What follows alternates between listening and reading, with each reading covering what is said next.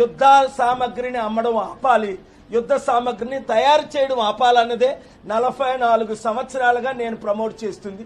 అందుకే నా ఏరోప్లేన్లు గ్రౌండ్ చేశారు, నా మనీని సీజ్ చేశారు, నా పీస్ మిషన్ క్యాన్సిల్ చేశారు, నాతో ఉన్నవారిని అనేక మందిని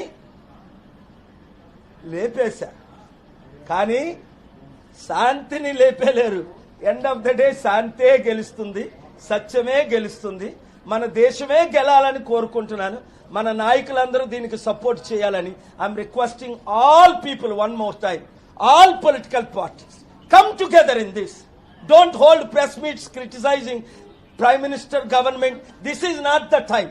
This is the time to support our military, our jawans, our leaders, and I thank all parties to come together. I request to promote peace. When the time comes, I will also stand against the weak leaders of this country. But this is the time for united front.